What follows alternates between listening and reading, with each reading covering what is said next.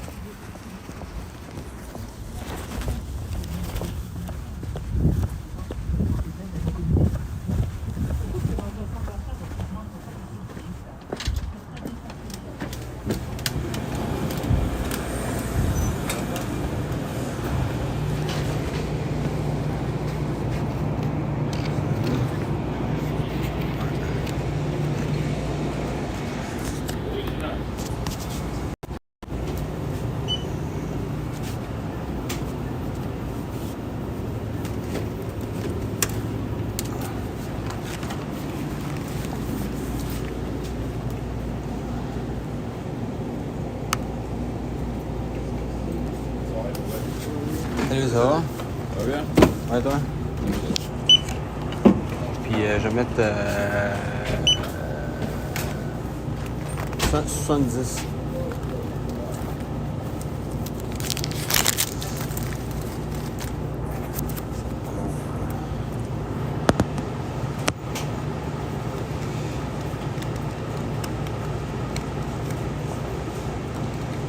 Comment l'activer là? Comme ça il te reste. Demain tu viens. Mais si tu le fais pas, demain si tu viens, il te dit échange entre celle de Curvejeune. Parce que t'as pas une liste comme moi. Moi j'ai une liste. Avec plusieurs choses comme ça. Je vais te prendre un paquet de LD standard corsé, king size, 25, j'avais oublié. Une liste standard corsé king size 25. Ouais. C'est beaucoup de mots hein, pour t'évoquer dessus. Exact. C'est juste ça là. C'était juste te donner le cancer. Ouais. T'aurais dit de me dire donne-moi un paquet de cancer. C'est bon, là, c'est correct. Le cancer, c'est bon pour la santé. Ouais. Je vais te prendre aussi un sac, là. Un petit Ouais, peu importe. Ah, comme ça, ouais. Comme ça, là. en bois. Ouais, en pleure de bois.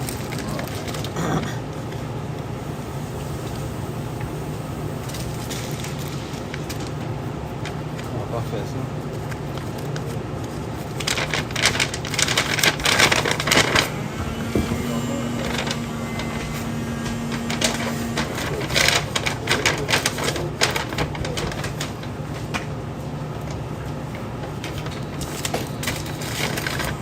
Ouais, merci, salut là. Salut là. Salut.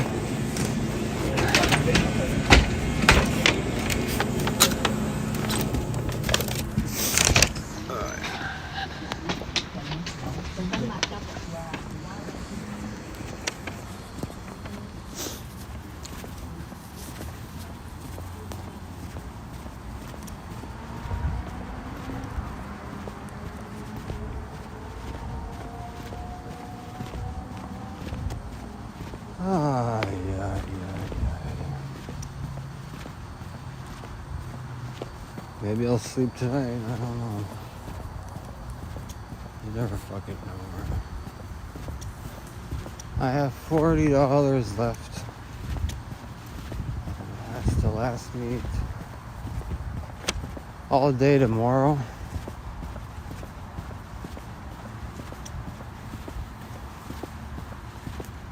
I'll be very careful though. I have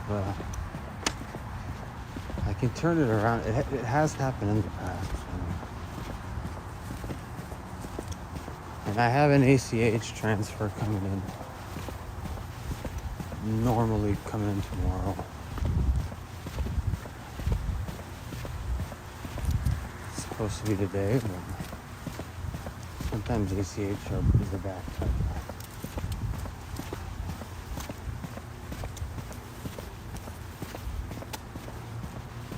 It's much better landscape, man. The landscape feels like it's better. I don't know.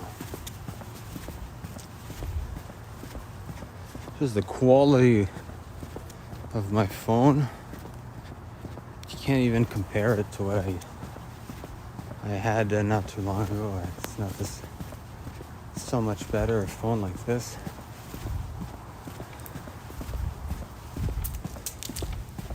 Well, just any recent iPhone.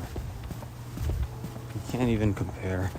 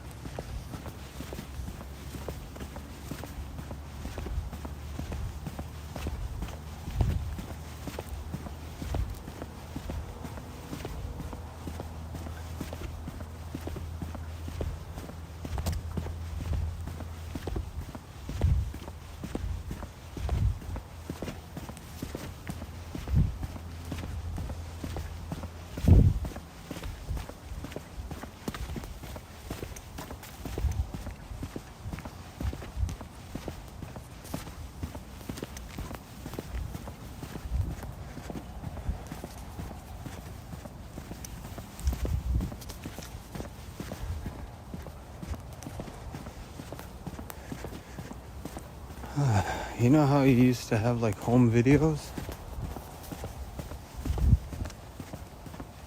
Well, now no one does that anymore. Huh? So that's why you just live stream everything.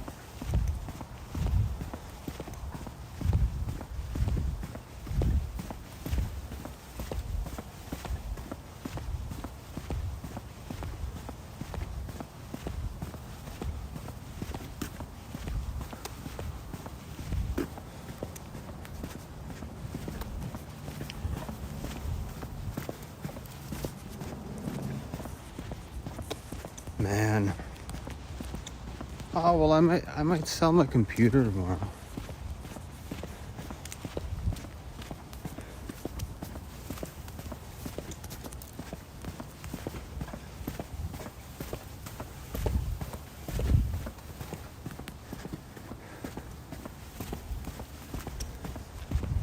Because the main purchase I did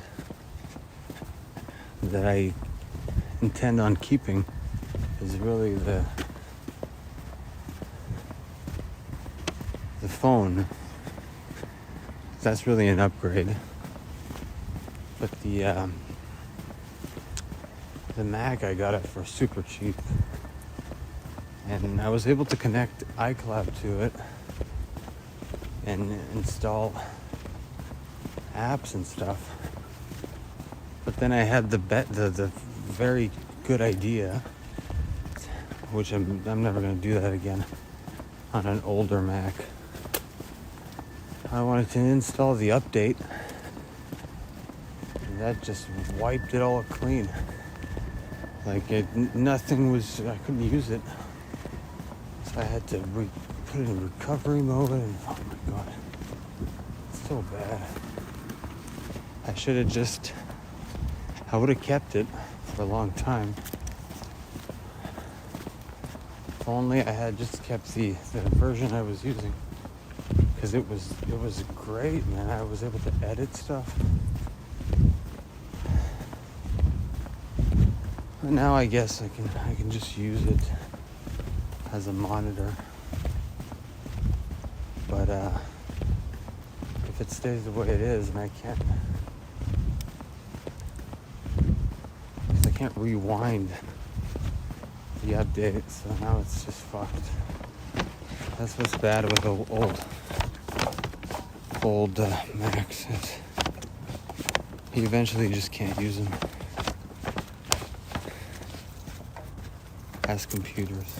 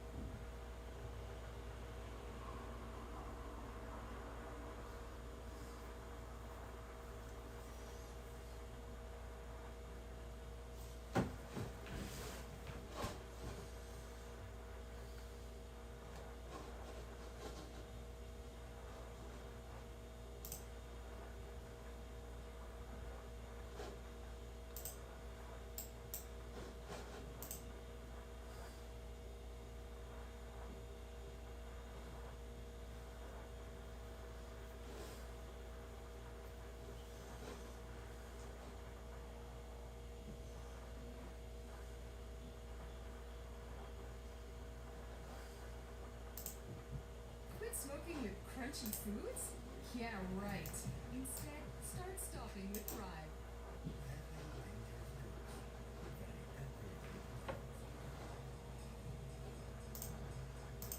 1K, next day 800, next day 8K, next day 60K. That's the go.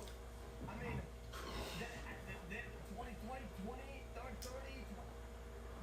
That's the absolute go to shit making. I mean, we've been doing it all wrong for like a whole decade. It's stupid. Hold hands in the air. Hold hands in the air. Hold up. Hold up. I got AMP's entire network on one USB stick in some safety deposit box somewhere. Okay, buddy? We're not gonna go there. We're not gonna go. XQ. Okay? No cat, bro. It gets to a point where 3 strikes and you're out. Watch for watch, house to house, M for M. I'm with it. You can't do that with me. Every time I'm doing some no, I'll flip my whole arm. And I'm very humble, man. I heard a joke about Tyler. And I got he didn't like it. And then after the fact later on, I had made another joke that was the same kind of topic, but reworded. And then I made another one, whatever. And then it just kind of escalated. Does that make sense? Somebody I know. Wait, that's who she. And I tell you that all the time. I don't even mess with nigga name because there's more than more behind that. Like, nigga, I don't tell y'all. Listen, I'm not getting between it. Y'all know how I feel about XQC. That's my guy. Kai's content plan lately has been nothing short of L after L. First, it gets cooked by XQC over the weakest foot possible. Then instead of brushing it off, he leveled down like it's a heavyweight title fight. And now we've got him out here talking watch for watch, house for house, M by M. And then he really thinks flex some real estate is the way to play it now.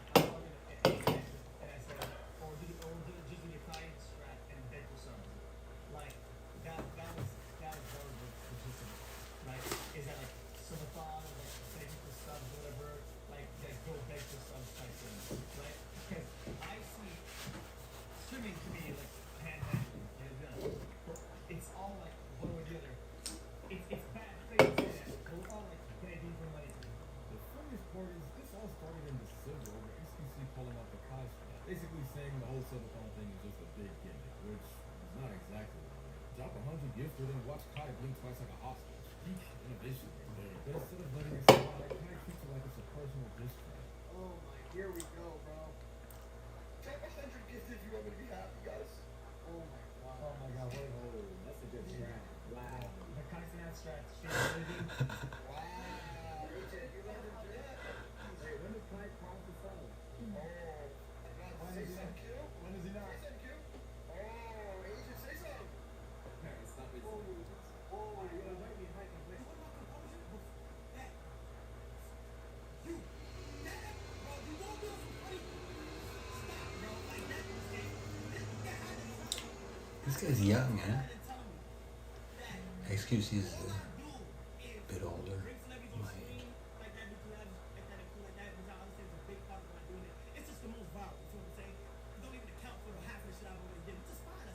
You made it sound like Twitch was keeping a scoreboard and XQC has just thrown the third strike. People only care about subs and viewership graphs. Then we'll say, oh my god, he only does this, he don't do nothing this, he cried for subs.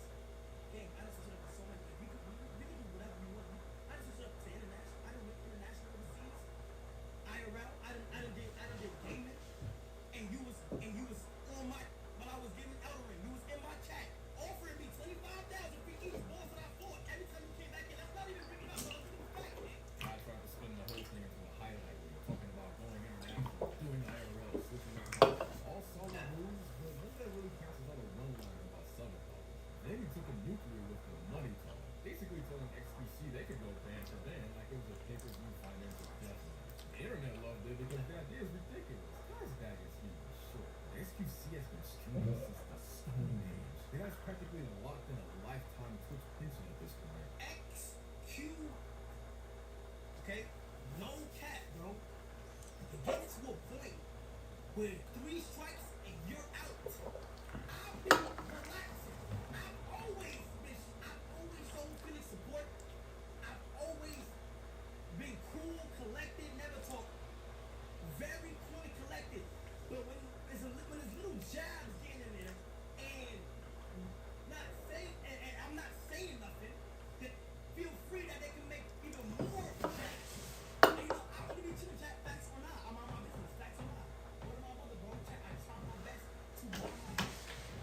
hard to understand, eh?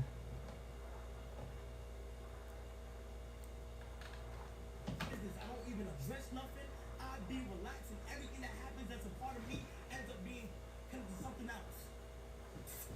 You, that, bro, you want me on some funny stop, bro. Like that, man. This app. Biggest your made with real fruit. Simples. Simple is better. On devrait changer pour Ben. Oublie ça. Il est bien correct au téléphone. C'est pas ça que tu me textais hier. Et je cite, espèce d'internet de plus tout proche de ta là, par la fin. T'as raison. Il est temps qu'on change pour Ben. At the time, I had the nerve to go ahead and tell me that all I do is bring celebrities on stream and that do collabs that are cool like that, which I understand is a big part of what I'm doing. It's just the most viral, you feel what I'm saying? It don't even account for the half of I already did, which is fine, that's cool, you feel what I'm saying? Then you're gonna say, oh my god, he only does this, he don't do nothing this, he cried for subs. Gang, I don't understand when this guy speaks. I don't. I just switched up to international. I done went international overseas. IRL. I done did gaming, and you was on my what I was giving Elder. You was in my chat, offering me $25 for each boss that I fought. Every time you came back, and let's not even bring it up. But let's look back, man. Glaze me, cause talks don't remember what the they be doing. You was just on my wait. You was just on my you was offering $50,000 to $25,000 to $50,000 for every boss I fought. What are you talking about? Like, and you're a cool dude, but you just end up saying random. I've seen you for multiple people. You too flip floppy, and I don't know what's for what though, man. And I know he gonna see this. And don't try that watch flexes with me, please, because we can do whatever you want to do.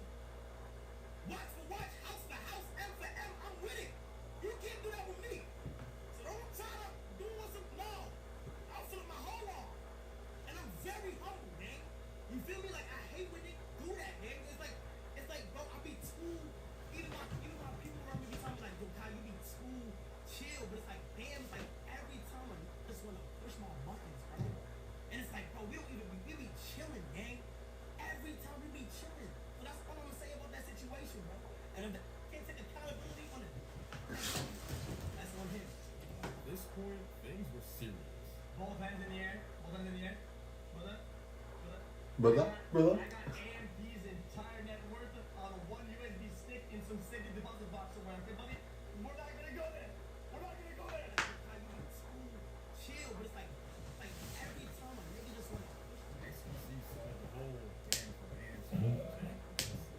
He hit back with the USB, basically saying Kai's entire net worth could fit on a flash drive. To him, this wasn't some grand battle. It was just real data. But the internet, completely different story. Twitter spun every clip into a think piece like we were watching the Cold War unfold in real time. It was just XQC planning around suddenly turned to debates about who's richer, who's relevant, and who's winning the culture. I can't even defend myself.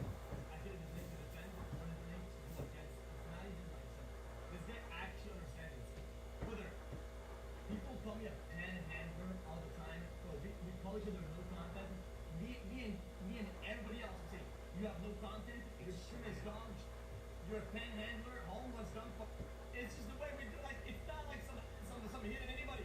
It's not serious like that. I don't know why it's like this massive thing now. I don't get it. Watch house back.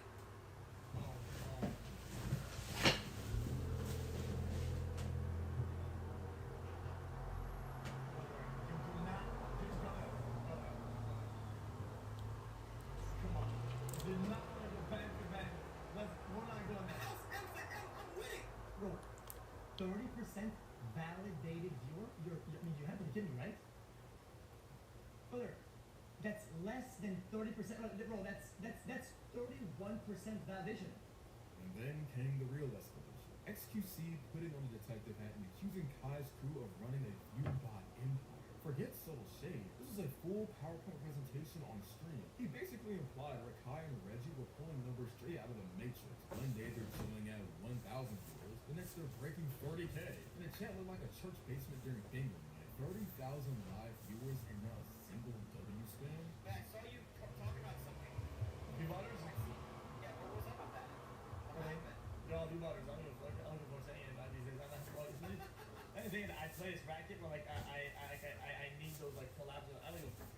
something. I don't care. It's people become like from a 1K Andy to 20K Andy overnight. Bro, I mean, I've been here before. I'm not. And I open the conversation. They're like, it's their agency doing it. It's like these new guys, like, they come from Hollywood. They don't know, so like they just kind of like. This guy might be the GOAT. Like it. He's just doing it better. 1K, next day, 800, next day, 8K, next day, 60K. That's the GOAT. I mean, then 20, 30, 20.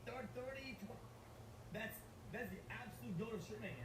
I mean, we've been doing it all wrong for like a whole decade, and we're fucking stupid. Something is going good on this side, like you say that to say. But you say it and I say something, it's you was joking. He didn't say my name, but he talking about my man that these my niggas. You can't fathom. Nah, he's too serious. He's a young man. It's not realistic to go from a band to it's not realistic from a to go from Isn't it nice when things are good as gold? And the face is always nice. And when you drink, perfect. Maybe nothing's always much there. I know. Now you've done black, right on. As for your investments, imagine if everything was as good as gold. 5 to 50, he hit 100 first week out here. If you need it to break it down to you, I class is possession. Of course, Kai saw that and went nuclear. April 10th hits, and Kai's firing off like someone's ordering GTA guy. He framed the whole thing as obsession, painting SPC like this jealous hall model who couldn't handle anyone else eating. His energy was straight up impressive. No corporate PR polish, just raw heat. According to Kai, this was XQC being XQC, raining on the parade every time someone else started trending. He spun the narrative into a pattern. XQC always questions success he doesn't understand, but when the backlash comes, he hides behind the just asking questions defense. And honestly, that framing hit hard because the comment section started eating it up. Suddenly, this wasn't just about bots, it was about respect, ego, and who really runs the culture on Twitch. New ballers? Yeah, what was up with that? What happened? I ain't gonna lie, chat. Like on this clip right here, Nick, you know, I feel like people are entitled to their opinion. People, you know, could just think whatever they want. You know, that's fine. That's okay. It's like I fucking lied. I'm tired of the dick riding. Get off my. Yo, I ain't gonna lie. It's like I be holding back too much. I'm just let's rain. I'm tired. Like I ain't gonna lie. All of that shit. All of that. Be honest. This is no bias. This is no nothing off aggression. This is no nothing off negativity. It look like you did. Like you might not realize it, but I'm gonna help you. It kind of look like you like real shit. Like I'm not even trying to be funny or mean. I'm gonna go ahead and say it looked like you did just a little bit. You feel me? Now it's not even directly me. He didn't say my name, but he talking about my mans and that these my niggas. You feel me? Like you're not about to belittle what these got going on because you can't fathom what's happening in this current day of time from the outside perspective, Felix. You can't. That's the absolute GOAT of shit making. I mean, we've been doing it all wrong for like a whole decade, and we're fucking stupid. Something is going good on this side, like you say that to say, but you say it and I say something, it's you was joking. He didn't say my name, but he told me that these my niggas. You can't fathom what's happening in this current day of time. I know it's hard to fathom. It's not realistic for to go from a band to 20. It's not realistic for a to go from 5 to 50. He hit 100 first week out here. If you need it to break it down to you, I class is possession. Of course, Kai saw that and went nuclear. April 10th hits, and Kai's firing off like someone's ordering GTA guy. He framed the whole thing as obsession, painting SPC like this jealous hall model who couldn't handle anyone else eating. His energy was straight up aggressive. No corporate PR polish, just raw heat. According to Kai, this was XQC being XQC, raining on the parade every time someone else started trending. He spun the narrative into a pattern. XQC always questions success he doesn't understand, but when the backlash comes, he hides behind the just asking questions defense. And honestly, that framing hit hard because the comment section started eating it up. Suddenly, this wasn't just about bots, it was about respect, ego, and who really runs the culture on Twitch. New ballers? Yeah, what was up with that? What Okay. happened?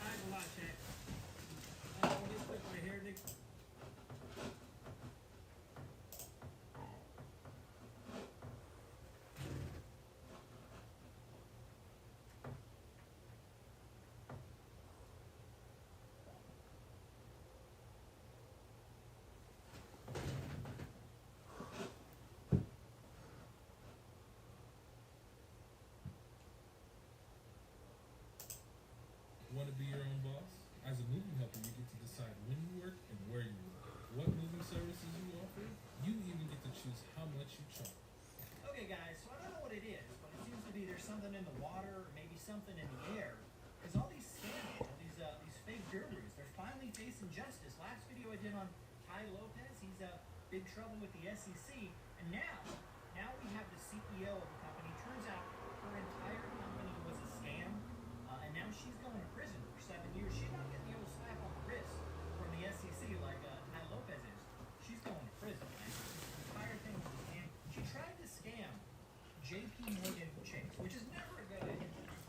It's going to be very hard for you to scam one of the most successful, oldest, and most established banks in the entire world. That's not going to end well for you trying to scam JP Morgan Chase. So we're going to take a quick look at this article from Yahoo covering the story, and then I'll give more details as to what was actually happening with this whole scam. So right here from Yahoo, it says Charlie Javis sentenced to 7 years in prison for 175 million JP Morgan fraud, 4 years after buying 1.4 million luxury Miami home. What? Disgraced tech mogul Charlie Javis broke down in tears as she was sentenced to 7 years behind bars for swindling JP Morgan Chase out of 175 million by falsifying information about the success of her fintech startup Frank. Javis, 33, sold her company to the banking giant in 2021. However, it was later revealed that she had inflated its customer base by millions ahead of the acquisition, according to the Associated Press, in a case that drew many comparisons with the downfall of Elizabeth Holmes and her startup Theranos.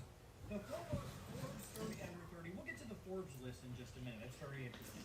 But the Forbes 30 Under 30 honoree who appeared on the illustrious list in 2019 was convicted in March on charges of securities fraud, wire fraud, bank fraud, and conspiracy after a judge ruled that she had fabricated more than 3.5 million Frank user accounts alongside her defendant and former chief growth officer, Oliver Amir. So the website she set up was called Frank. Initially, I think it was called Frank FAFSA. Let me look this up. Yeah, so initially it was called frankfafsa.com.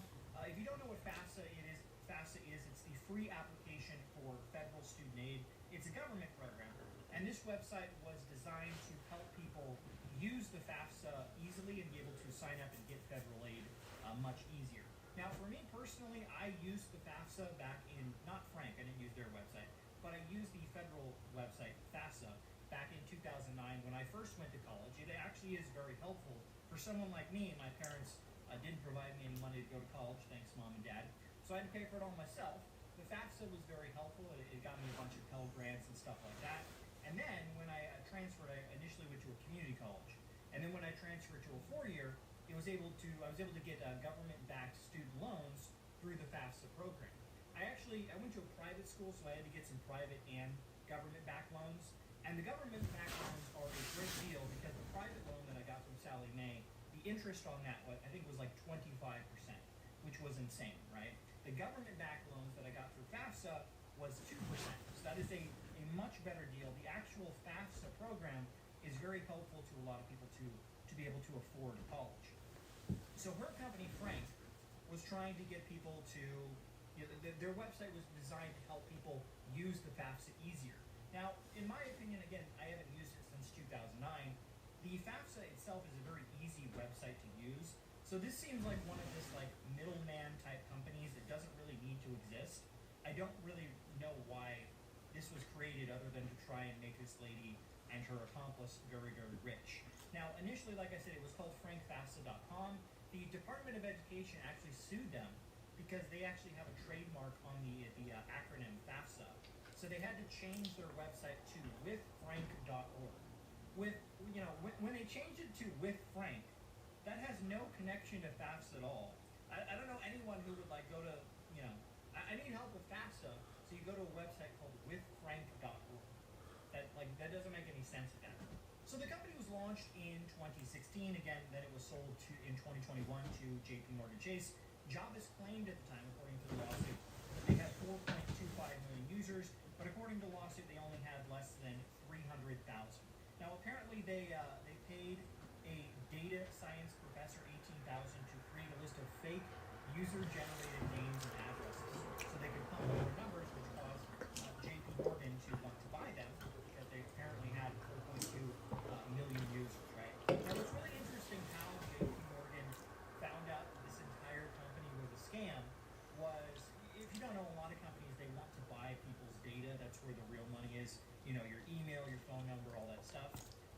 Morgan, they bought this company, 4.2 million email addresses. They emailed everyone, and they found out that more than 70% of the emails could not be delivered. So these were either fake or closed email accounts.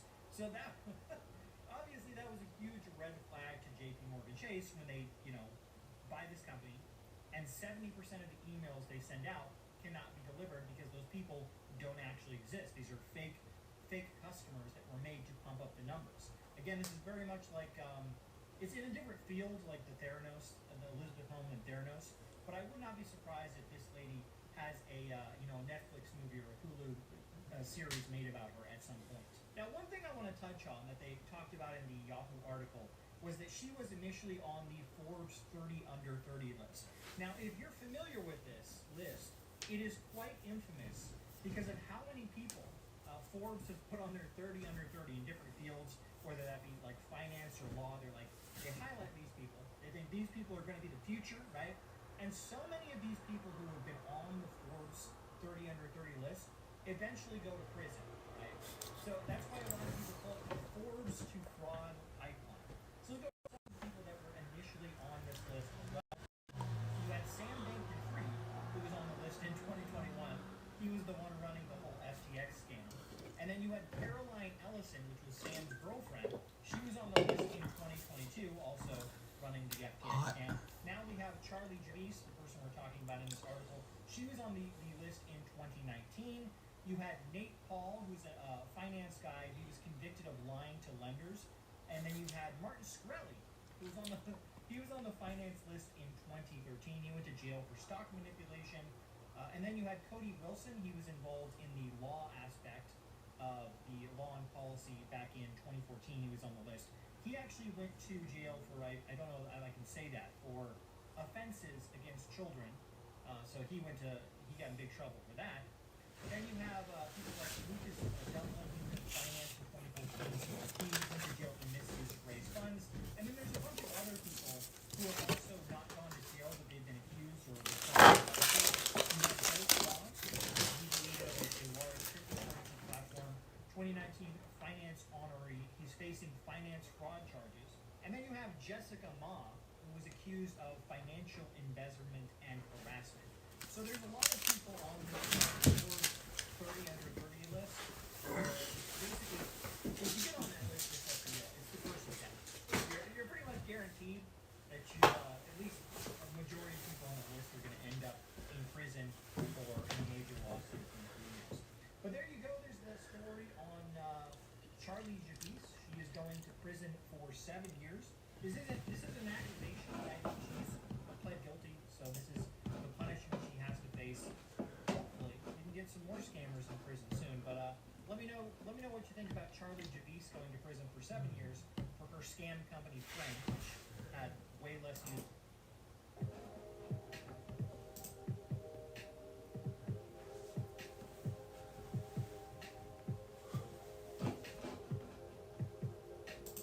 Hey everybody, I'm Ashley Banfield, and this is Drop Dead Serious. If there is one word that describes how I feel about the story of Celeste Rivas Hernandez and the star named David, in whose Tesla the underage girl was found dead, it's obsessed. My sister-in-law reached out to me the other day using that exact same word, that she was obsessed with this story. And she's not alone either. There are TikTokers who are posting memes saying, me refreshing every 10 minutes to see if David's been arrested yet. And there's news today, again, and it's not small. Armed officers showed up at David's family home in Houston, guns drawn. And the boyfriend that Celeste left when she ran away to David's mansion in Hollywood Hills, that kid is now speaking out. David's legal name is David Anthony Burke. He's a 20-year-old superstar in the making, but he's gone underground as police investigate why Celeste, his 14-year-old girlfriend, was found decomposing in the front trunk of his Tesla.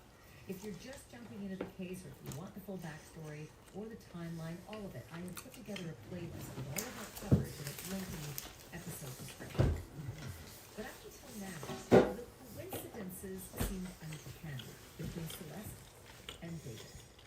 Before we knew for sure that they were actually a couple, despite her young age, few clues to go on, like their matching tattoos, social media posts, and David's love song named Celeste. But all those coincidences turned out to be proof that the dead runaway and the singer were in fact in a romantic relationship, as David's friends confirmed to TMZ. And now tonight, yet another coincidence. Or is it? Some video has emerged of a police encounter involving David's family back in Texas, where David grew up. It happened September 18th, and that's a very important date, so remember that, September 18th. It happened in a suburb of Houston. The footage that was acquired by TMZ shows officers approaching David's family home with their guns drawn. When David's father answers the door in a panic, police tell him that they're responding to a 911 call that came in about a shooting and a dead body at their home. David's mom comes to the door, and it is soon very clear that the cops and or the Burke family, again, that's David's surname, had been pranked. There is actually a term for this kind of prank. It's called swatting. A bogus 911 call comes in to provoke an armed response at some location, a building or a house or an area. But here's what it looked like when the officers showed up at David Burke's family home. I'll go out wide and keep you covered. You won't have to. The big one waiting. I'm gonna keep you covered. Good. You got your phone over here.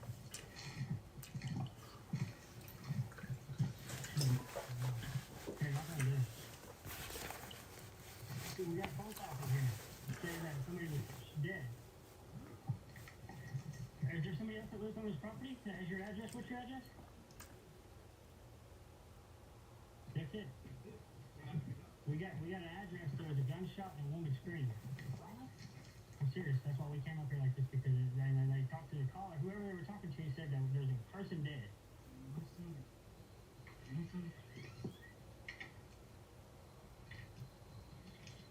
Knock on the door. What are you talking? What are you talking? Ma'am, we gotta figure out what's going on so we can leave, okay? We made contact. They said nothing happened here. She shut the door. Now she's calling 911. Oh, it ain't on their phone. And this is not a Texas, Yeah, it's an out-of-state number. Someone's missing this. Someone's But missing this. whoever it would ping here though, because wherever they call from, it pings and sends it to dispatch. what's the name? So like whenever you call 911, wherever you are, it sends like a ping. So that's how they know the address. And this address came up to this number? I guess I'm not sure he was meeting with So it says somebody on my property? Could be. We'll check the property for you. Police stuck around for less than 20 minutes, and it did not appear that David was there. Of course, it raises the question of where David was and where David has been ever since his world tour was cut short a week and a half ago when he moved out of his party mansion in Hollywood Hills. Now back to the possible coincidence. The swatting event in Texas at his family home happened just one day after David's Hollywood Hills rental was being tossed by the LAPD in a raid that yielded evidence bags and electronics. Remember, the swatting event happened September 18th. The raid, September 17th. And the cops were there for 12 hours, reportedly looking for, quote, blood evidence.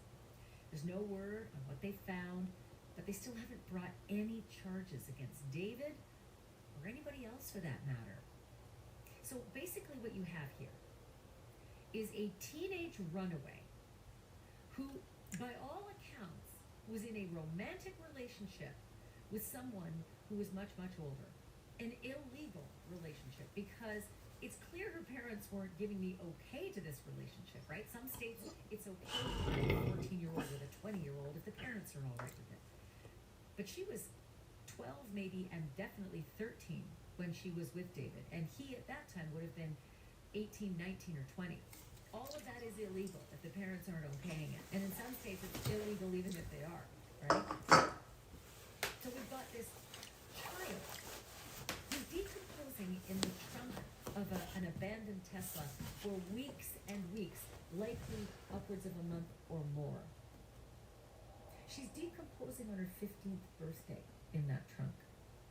And no one's been arrested. Nothing. There's been no resolution to this obvious crime. Okay, I want to be really clear. You can't necessarily call this a murder because we don't know if she was legally murdered. We don't know if someone took her life in an illegal way. We don't know if she might have overdosed. Right? We're still waiting for toxicology. We don't know if she hanged herself. And suddenly, people who were panicking because she's an underage runaway decided to somehow dispose of her body. Now that's a crime. Disposing of her body is a crime, but it is not murder, and it don't yield anywhere near the kind of prison time that murder does. Disposing of a body might yield you a year or two, upwards of, I think, tops 4 in California. But murder, that can get you the death penalty or life no parole. Just ask the Menendez boys.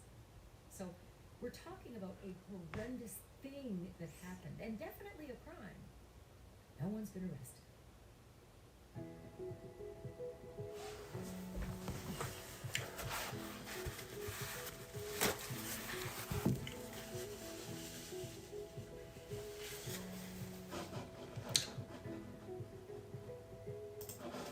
We're also learning a lot about Celeste's life before she ended up with this much older singer.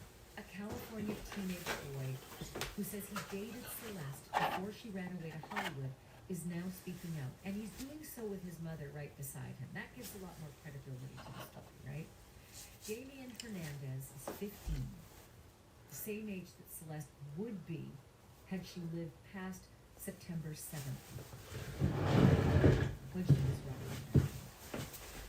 He says that he and Celeste were a couple when he was in the 8th grade and she was in 7th.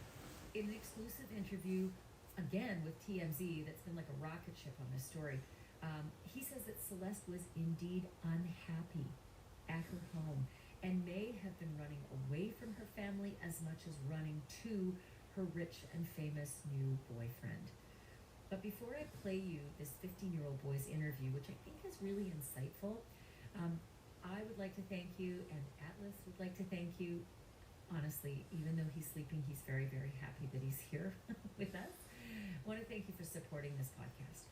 You know, we just couldn't do this if it weren't for you. We'd be sitting here in a very quiet studio talking to a camera for no reason. I couldn't do it without you. I love our little community. I also couldn't do this without my sponsors. And Medical Guardian is one of my sponsors. And listen up, if you've got a senior or in your family, or you are a family, if you know a senior, this is really important information. On Drop Dead Serious, we talk a lot about emergencies that can change lives in seconds. But the truth is, preparation can make all the difference in how those moments unfold. Every year, 1 in 4... Yeah, I didn't think it was going to happen. And... Okay, back to the story of Celeste and David, or more specifically, the story of Celeste before she met David, when she was actually dating a boy named Damien, the 8th grader who was her boyfriend. Okay, here is TMZ's interview with Damien Hernandez, and his mom, again, is sitting beside him. I guess she liked me, or she was looking for someone, and yeah, she just, we started talking. She was really kind, and she said she wanted something serious. And how old were you when you met her? 13 or 14. So, at what point did you feel, or did you hear from Celeste that there were problems at home? She said how her mom didn't treat her well or whatever, and she didn't like where she was at. Did she talk at all about her relationship with her parents? Kind of. She just said they were mean or whatever. She didn't like them. And then you guys broke up, and the next thing you know, you find out that she's involved with this internet sensation, David. Yeah, I didn't think it was gonna happen, like, at all. Cause, like, she was always, like, so happy and stuff. What is your last memory that you have of Celeste? We were at PE, and she told me and my friend that she was running away. And she said it was because of her parents. And she was like joking about it, and she was like happy, like joking like she always was, and like it didn't seem real because like she was like playing around, joking about it, and the next day she wasn't at school, and then like that's the last time I saw her. What was your reaction when you saw the breaking news that they had found your ex-girlfriend's body in the trunk of his car? My heart dropped. I was like, I don't know. I just couldn't believe it. I mean, I kind of had a feeling when I saw like the first thing. I was like, what if it is her? I just like brushed it off. But when I saw it really was her, I was like, damn, I really knew. So let me just make sure I'm understanding this correctly. You had seen the news out of Los Angeles that a body was found in his car, Yeah. and you immediately had a sinister thought about Celeste. Yeah, because one of my friends told me. Were you at home with your mom when they identified Celeste and you saw it all over the news? Can you remember that moment for us? Yeah, I was on the way to school, and then like she just like showed me, and like I took a picture of it and I sent it to one of my friends, and he's like, yeah, I saw it too, it's crazy, and I just couldn't believe it. There is also some intriguing new video of Celeste Rivas Hernandez that really rewrites the timeline of this case as we come to know it. The video was recorded at the home of Celeste's parents. They live in Lake Elsinore, California. And it was recorded exactly 1 year to the day before her body was found rotting in the trunk of that Tesla belonging to the rising music star named David. We've been told that Celeste went missing in April of 2024 and that her family hadn't seen her since then. But this new video was recorded by a Nest camera on September 8th, 2024, which would be 4 months after she ran away. The neighbors who provided the video to TMZ say that it shows her arguing with people who had pulled a prank on her. Take a look.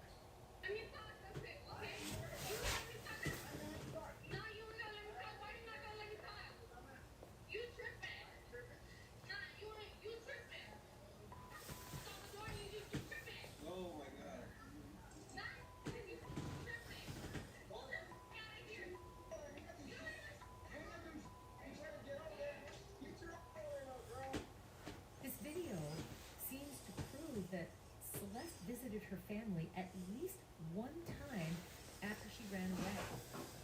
But a year and a half after the final missing person report was filed, her body was discovered in that trunk, that front trunk of David's Tesla. And that was just 3 weeks ago. Earlier today on my News Nation show, Banfield, shout out News Nation, 10 p.m. Love my team, make sure you go watch. I spoke again with TMZ's executive producer, Charles Ladagodier, and here's our conversation. Charles, any idea who is behind this swatting? No idea. I mean, we've asked police. They obviously want to try and track those things down when it happens, but they don't know on this one. And they, you know, I think they figured out pretty quickly when David's parents came to the door that that's what was going on here. They didn't see any activity, and the area where their home is in a very rural area. It's not like there's a lot of houses around. So, you know, when police are pulling up, there's no activity. It would have been pretty obvious to them if there was some crisis going on as they pulled up. Sure, but you can't escape the date, September 18th, and it's a day after the LA house that he was renting was raided. Coincidence or something more? It does seem strange to say that this is coincidence, and his parents said to the police, somebody's messing with us. And clearly, even if David wasn't at the house, his parents are aware of what's going on back in LA. And I think at that point, you gotta remember, David's name had been out there enough. It was easy enough to know where he's from in Texas that this was likely someone who's been watching the investigation and has strong feelings about it and decided to prank the home where his parents live, perhaps even doing it thinking that David was there, because remember, even when the police executed their search warrant, we hadn't seen David in public. Everyone was wondering where he was, and we now know that the day after that search warrant, he moved out of the house, but we haven't seen him since. So you know, I'll be honest, actually, when we got this body cam, the main thing we were looking for, we knew at the point we ordered the body cam, we got it from police. Avez-vous déjà ressenti des douleurs aux épaules et remarqué que vous avez ça vous bouter inconsciemment? En réalité, une bonne posture est plus... We knew that this was a swatting incident. What we were wondering is whether or not, when they went to the house, whether or not they would see David there. Didn't turn out that way. And that was fascinating. You're right. The story was already really popping. So plenty of people knew what was going on. Plenty of people knew that David was off the radar. So maybe this was an effort by someone to find out if he was at the home. But what was the response from the parents once the police did knock on that door regarding who was at home and who wasn't? So they said to the police that their daughter was there and also their son, which immediately we thought, oh, is that David? Did she just confirm that David's there? We went back and looked and found that he also, we knew that David had a younger sister. There was also a younger brother who clearly lived there with their parents. They're both minors. So that's who we think they're talking about. Is it possible that David was there and they just didn't say anything? I guess. I don't know if they would be thinking that way. So. Sure.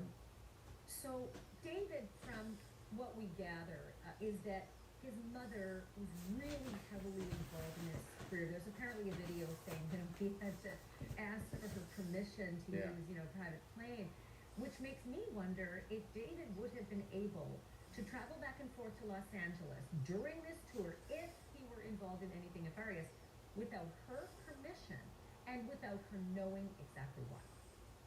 I think he could have. I know that she was involved in his career, but she's not officially his manager, and he is now, adult age. Certainly when he was a minor and getting started in the business, she had a lot of say in what was going on, but he's managed by people at his label now.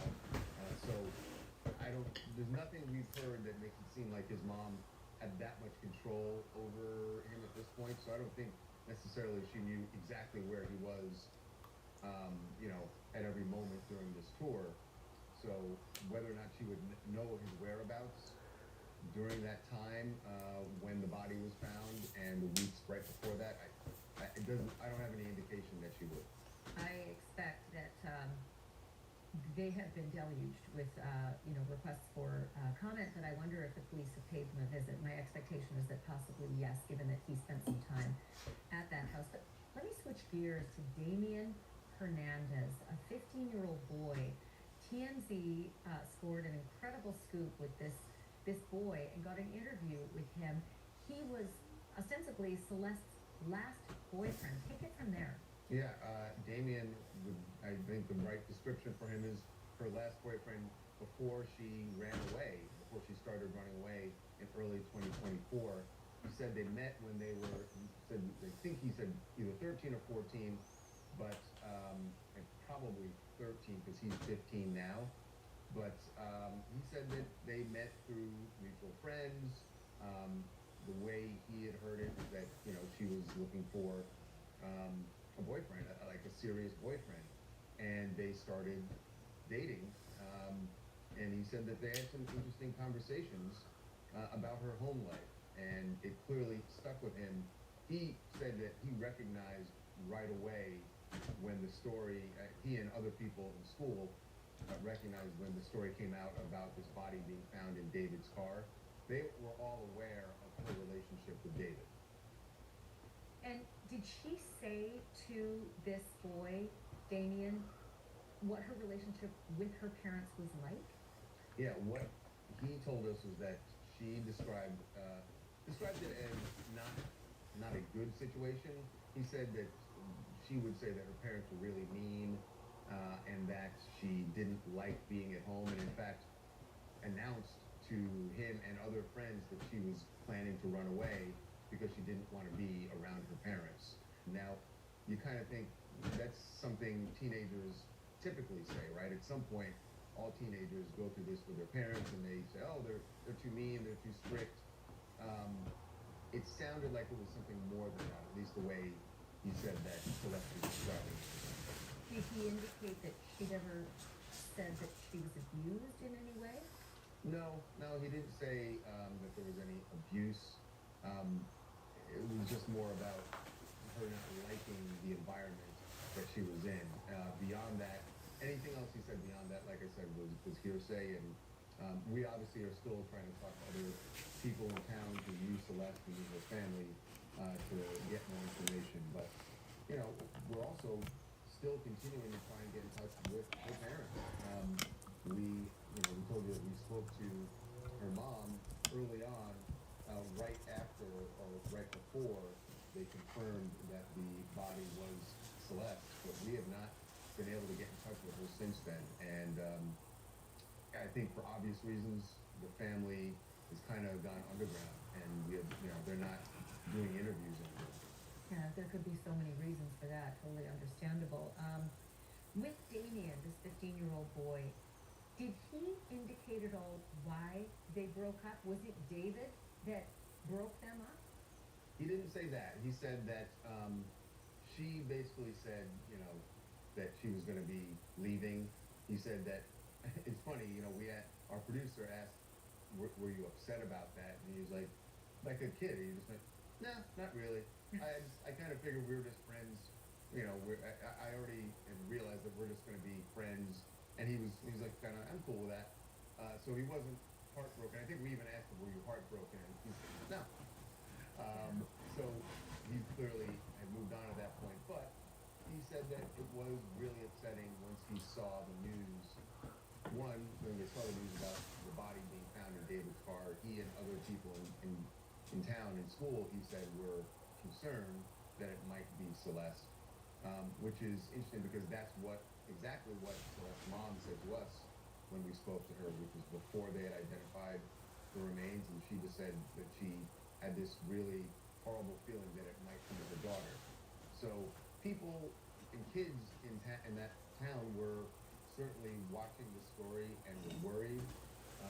He said it was upsetting to him when he found out that it was Celeste, and he felt like he wishes that he and other people in town had took it more seriously when she said she wanted to run away. She confided that she did want to run away. Yeah, and we now know that she did multiple times, that she ran away, and one time the police brought her back, and then she ran away again. I don't know how much, and we talked about this, how much her family played a role in her coming back to Baltimore as many times as she did. Did she go back to them because she wanted to be at home, or what was happening in her life while she came back? And we now know that she was back there, late in 2024. Well, that is a big surprise. You guys again scored a big scoop. You found ring cam video from a neighbor in September of 2024. Not sure what date, but that is 5 months after the last missing persons report. We had assumed that was the last they saw of her in a year and a half, but 5 months after that missing person report, there she is in the backyard screaming at the neighbors. Yeah, it was really shocking when we saw the video. We were talking to neighbors in the area about this, and they remembered the incident. In fact, they said they remembered the date is really interesting because the date is exactly 1 year before her body was found in the Tesla while the car was in that impound yard. They remembered first she came over and was yelling. Some kids in the neighborhood had been playing a prank. They were like ringing the bell and running, and she came over to yell at some of the kids that she thought were responsible for ringing the doorbell at her parents' house. And when she walked away, the neighbors were kind of like, hey, wasn't that the girl in the poster who was on the posters? They'd seen the posters up. They said that her family members did walk around town that summer showing everyone the posters saying, hey, have you seen Celeste? Have you seen Celeste? So it was in their heads. And then when she was yelling, they were like, oh, I guess she must have come back. They found her, and they didn't think that there was anything, like they admitted that no one ran to Celeste's parents immediately and like, hey, we saw her. They knew that she was at the house. So they just assumed she'd returned. They just assumed she'd returned, and in fact, the neighbor that she was yelling at, the neighbor's boyfriend went over to Celeste's parents the next day and talked to her father and said, hey, just want to apologize for this mix-up. Clearly your daughter thought that, our kids were responsible for it. And he said that the dad was just like, no big deal, whatever, it's just kids. There was no concern about Celeste that the Being neighbors busy. detected when they went and spoke to her parents. So, So she was clearly there. They didn't say, what are you talking about? Our girl's not here. It was right. 27 years, I cannot hear. 27 years, I cannot hear. If you are a commissioned police officer in this state, you'll be taken out of cuffs, and I will formally apologize. Thank you. Okay? No problem. These officers in Washington are trying to figure out the role of this man in any of their police departments. But the more they dig, the more they uncover a crime so wild, it even has some of them second guessing themselves. I was like around 50-50. I was like, if this is a mistake, because it's also seemed to go back on like Evans is gonna get you around. Like they didn't have an off-duty guy here, they like Jack. Around 6:23 p.m. on September 5th, 2024, a Bremerton Police Department officer rolls up to a local Salvation Army center in Washington to inquire about an individual his coworkers had dealt with the day before. But as they dig into who this man really is, the story only gets weirder and sketchier. Is he looking security for you? That girl? I'm good. You wanna come back over here? It's talking to some other guys. So you work for Evans PD? I do. Okay. Yeah, this is a part-time gig. Got you. Give your commission card with me. Yeah, give me a minute. Meet 49-year-old Michael Scaletta-Tietz. He claims to be a detective with the Edmonds Police Department in Washington, but this officer isn't exactly buying that claim. Sorry? No, he's going to, it's in my other bag. Oh, okay. He's grabbing it now. Okay, how long have you been working for the Salvation Army? Sorry? How long have you been working up there for the Salvation Army? I'm here almost every other week. Every other week? Yeah, and then I also work down at the KRM. Okay. And what's your phone name? Mezzi Scaletta, Mezzy, What's your- So SCALETTA, your first name is Mezzi? MEZZY. Correct. Hey man. Yeah, it's going to be the green bag. And it's got my wallet with the credentials and everything inside it. And in the upstairs. Yeah. Hold on. My apologies. Thank you. Sorry. Can you stay over here? It's great. All right, I'll see you in a minute. Is it a loaded firearm that you have with you, Mr. Scaletta? Correct. Okay, can you put your hands in the car, please?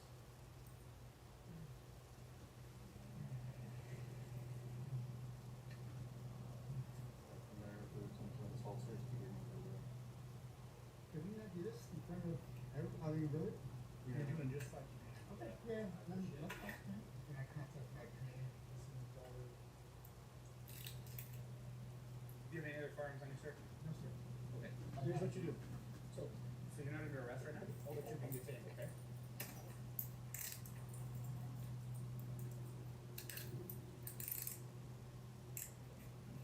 And so there's credentials.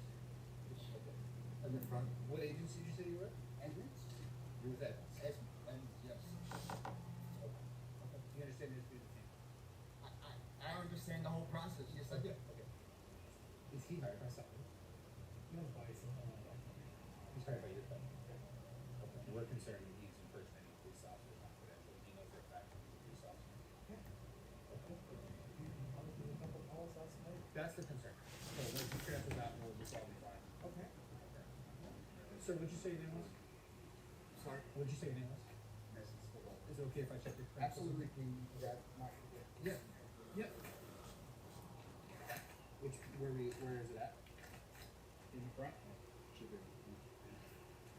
Actually, is it where the radios are? It's still other. Yeah. It's there. Sorry. Watching someone impersonate an officer shows how powerful a uniform and a few official sounding words can be. But real skills and knowledge aren't something you can fake. They're earned.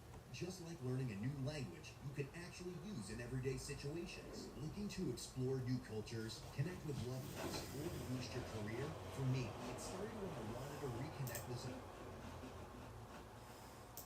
good friends in Italy and actually speak their language. That's why I turned to Babbel, one of the top language learning apps in the world, designed to help anyone start speaking a new language in just 3 weeks. with lessons created by learning something new.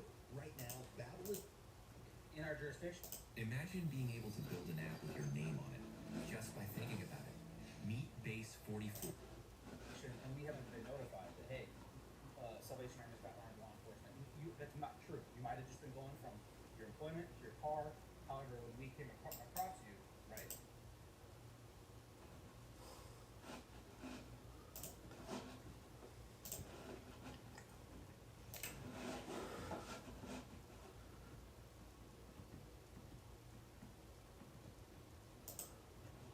language and let Babbel help you reach your goals in just 3 weeks.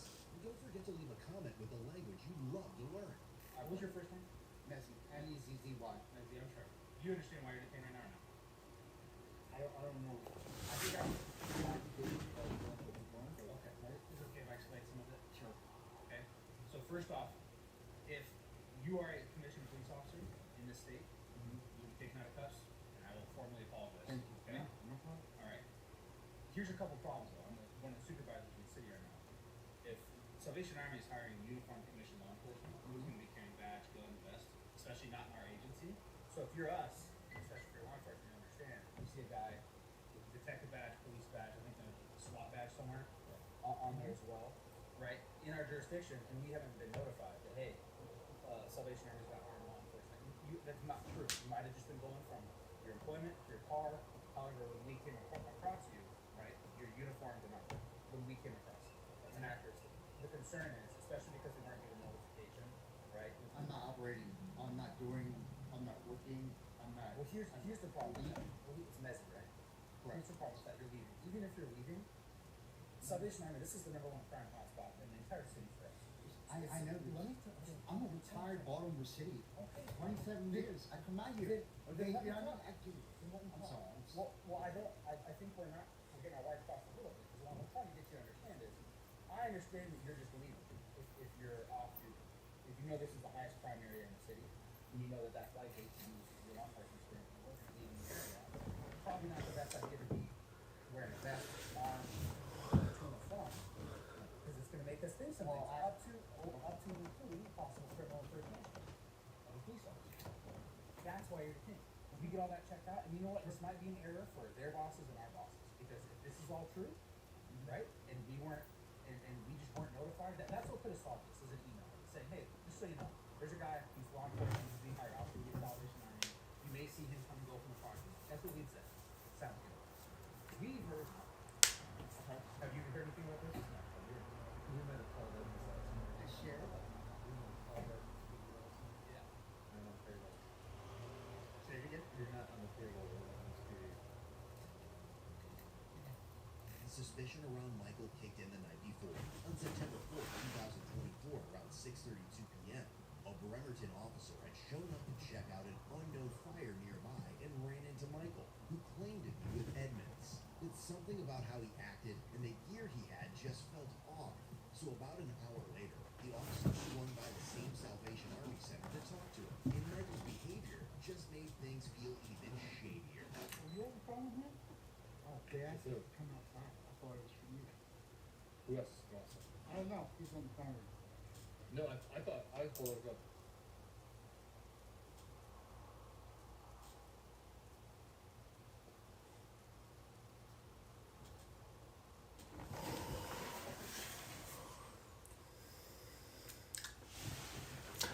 I hate cops.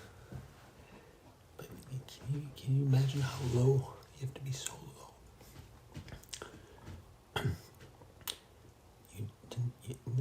You're not even a cop, you're impersonating a cop.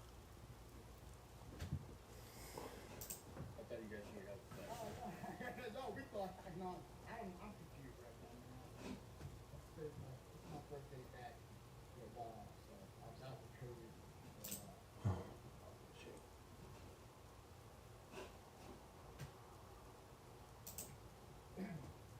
Okay. So it's been a while since I've been back here. Oh yeah, it's 11.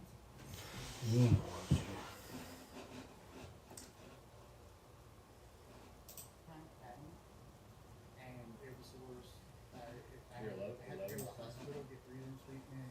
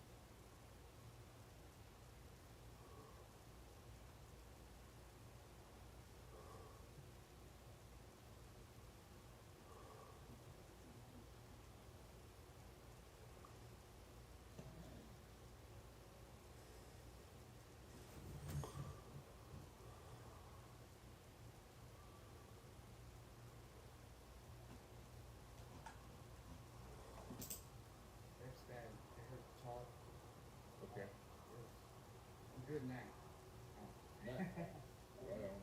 Just getting back weird this afternoon soon. Figure out if Michael actually works for Edmonds or anywhere at all. His crazy criminal past makes the whole situation feel even more off. No, that's not my bad. No, it's the one with the.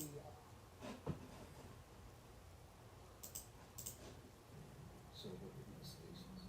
So you're only contracted to work 18 months? It's pretty. Yeah, that's what it is. Yeah. You said you've been at Edmonds for 18 months, but then you said you're only No, contracted it's to work. I got another 18 months. In 2015, he was involved in like a SWAT incident where he barricaded himself inside and had like the whole like threat of like blow the place up. So it was like a bomb threat. SWAT was involved. They came out. He was detained and arrested. This is in District of Columbia. That was from Lynx back in 2015. So where are you staying while you're in Brooklyn? Sorry. Where are you staying while you're in Brooklyn? Are you on an op or something? What brings you to Brooklyn? For this off-duty gig, I live in Thurston and Lacey. Far drive. It is. It's a lot. Why not work in Thurston? I lived there. We were having issues. I didn't want to work in the jail anymore. What kind of issues? Dealing with the same people that we were dealing with. And some of the policies. Derek, I love him. He's a great guy. Derek Sanders. Right. When he came sheriff, a lot of things have changed. Sorry. As some of their suspicions start to check out, officers get more pushy with Michael, and soon they're about to find out the fire wasn't the only call he showed up to the night before. Tell me what happened in 2015 with Baltimore. The riots. I think you know exactly what I'm talking about. I worked in the Eastern Prison. We knew the beds were there. But you keep your nose clean. You don't worry about. Well, I'm talking about the offense you were arrested in. Yeah. I was arrested.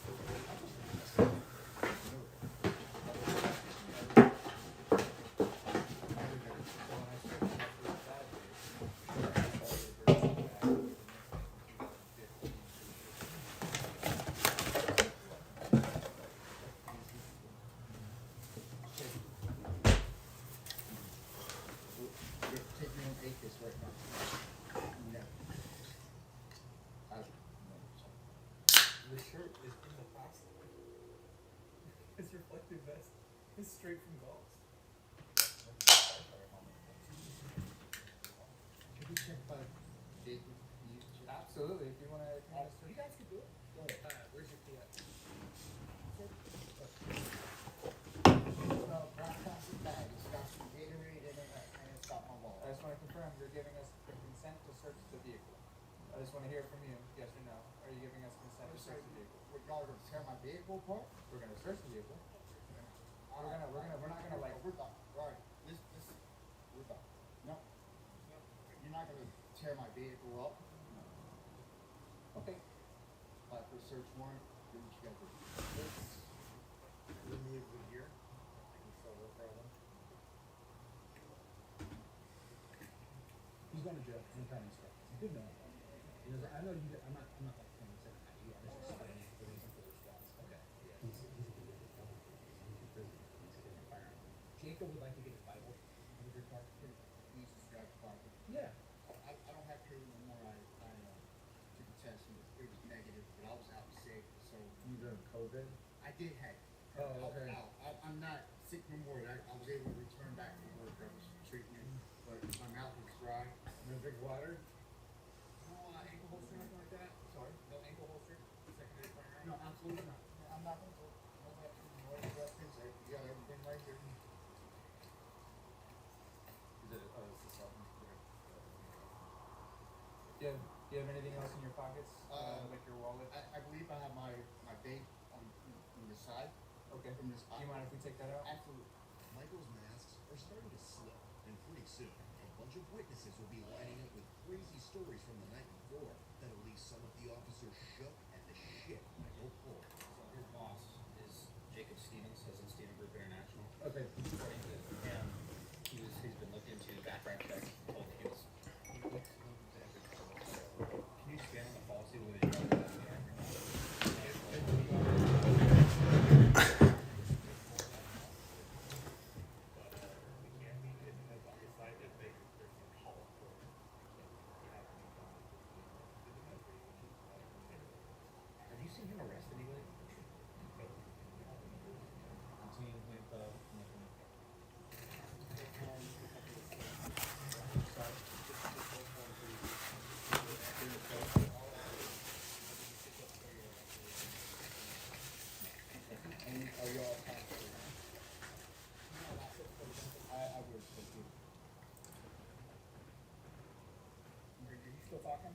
At this time, I'm learning to book my rights and doing some. Okay. Alright, fair enough. We all know better. Fair enough. All that wily law enforcement experience, huh? What the hell, man? This is insane. You're going to see the secret drive you did it for the Do you have my cell phone, or do you guys, are you guys using that? Who do you want to take your spot? O'Brien. Okay, Hartman? Yeah, can you give it to him, please? I want him to call my wife, and usually I want to give him the passcode. Oh, okay. I'm speechless. When an officer hops on a call with Michael's wife, he finds out Michael's lies run way deeper than the crap they thought they were dealing with. Hey, Officer Smith, Bremerton Police. He was walking around, he had an outer vest on, outer carrier, he had a lot of police gear, had a full belt, fully kitted. His vehicle is a new Ford Explorer outfitted with blue lights, like police lights. He is wearing police gear that has police on the back. His uniform has SWAT patches on it, and the badge that he is wearing says Edmonds Detective, badge number 360. Okay, he's impersonating a police officer, which is criminal impersonation in the second degree. I'm so sorry, sir. I just woke up. Okay, he's being arrested for criminal impersonation and unlawful possession of a firearm. I'm so confused right now. What part is confusing? This whole thing. I mean, I thought that you went to work last night. Does he work at Salvation Army? Does he work at the Salvation Army in Bremerton? No, he's supposed to be a Bremerton Kitso. Doing what? Well, I know he's a reserves police officer. That's what he told me. That's the work he's doing. He's a reserves police officer for who? I'm so, I don't know, like, I know he's contracted. That's what he's told me. You were convicted of, it looks like, bomb hoax. Bomb hoax in 2015. You what? In 2015, you're convicted hoax by false bomb, and you're sentenced to 4 months in prison. What? No, bro. Did you get your firearms restored? So I'm not doing it up with my just adjusting. I'm just kind of laid back in my seat. Yeah. And broke my rights, man. This is all your investigation. I'm not trying to be a dick. I'm not. Don't take it the wrong way. This is probably a little bit overkill, but given the apprehension that Percy gave last night about this case, you guys walk around and see how many people you can talk to that will say yes, this guy saves a cop. Michael's wife would call the officer the following day and inform about a case full of firearms that she discovered in Michael's room. And while officers canvass the area, even more wild tea about what he pulled the night before starts blowing up. So last night, one of our officers was contacting people like keeping a small fire, not a big deal. An employee who drives this car pulled up on that scene and turned on blue emergency lights inside of his car, and then got out and told the officer on the scene that he was an off-duty Edmonds PD detective. I'll show you that. So when I heard about this from last night, I came over here because I was curious. I'm like, that sounds a little out of place. So he approached me wearing this vest. And he has a badge that says Detective Edmonds. So the officers that were working last night went the extra step and called the Edmonds Police Department. They've never heard of them. So between showing up on scene with commissioned officers, saying he's a cop, having blue emergency lights, and then this morning approaching me saying he's police, wearing a police vest. Yeah. And then furthermore, today he was carrying a firearm, it's unloaded. He's a convicted felon, he can't have a firearm, so he's going to jail today for criminal impersonation of the second degree and unlawful possession of a firearm. Hey, at any point overnight, maybe you do have a conversation with security guard. Conversation as far as he came up with like he could be anything. Okay. Did he tell you at any point that he was a cop? I know. I guess it was by the police badges and look like a cop. Assuming he was not. That is correct. Okay.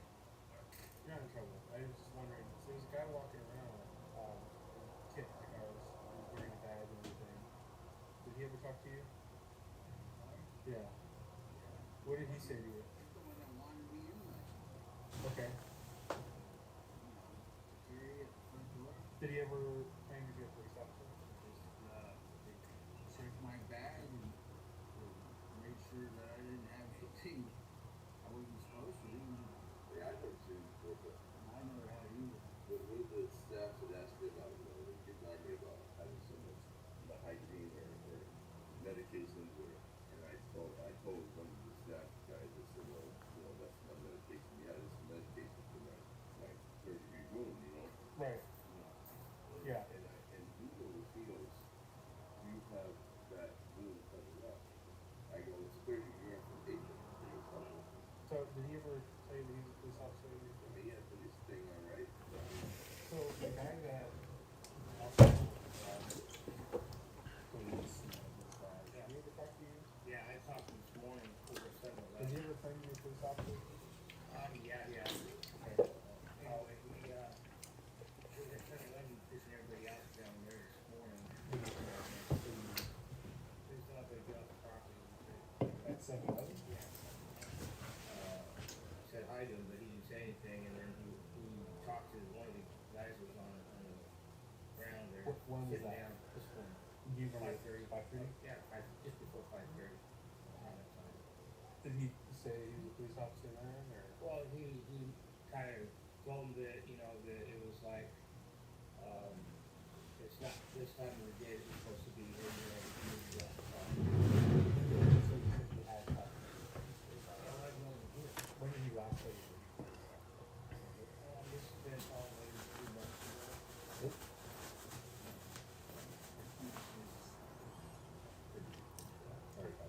Usually we're at 7-Eleven. Did he tell you that he was a commissioner? No, she just said he did work, he worked with detectives, something about emergency response team of some sort. I think the Trying to use sort of vague language. Yeah, I see. Okay. I don't know if the owner of the company, he's got to have a million questions for me. Around 2:31 in the morning, a Raritan officer rolls out to call for the 7-Eleven manager who wants someone trespassed at the property. As the officer arrives on scene, a familiar face appears as well. One guy and this other people, this guy 24 hours is great. You said he was. No, great people, great people. Who are you asking for? I called and this guy 24 hours here in the room. He just needs to leave? Yeah, no more. He needs to leave. And now, as one of the officers heads over to the store, the manager's got a curious story to spill. And on top of that, a witness comes forward with a disturbing tale that makes the whole thing even more messed up. We just arrested a guy for impersonation of a police officer. He's dressed like us, he's got a badge like us. Oh, this police guy? Yeah. He's He had a gun on his yeah, head. he's all night here walking. All night here? Yeah, all night he's walking and around here and this side and badge and weapon. This 3-4 times he's come inside. Inside the store? Yeah, he's around purchase some drink.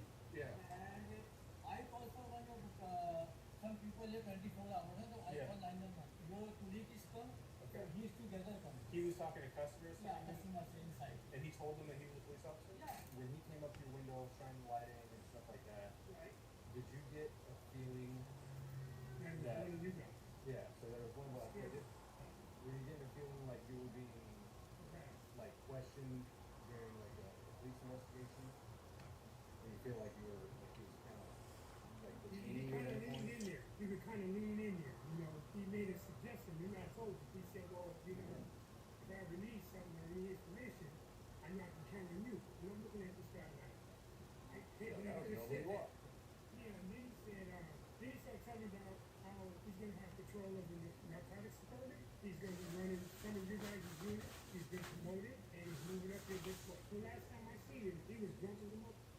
And he was on duty. Everybody knew he was drinking. He was drunk. You could smell it on the breath. You could smell it around him. Like I said, he was a lot out there for yesterday for me. I'm glad you guys caught him. Because he's been telling a big story. He was actually different than everything. he has to take a trip from here to there. I will file a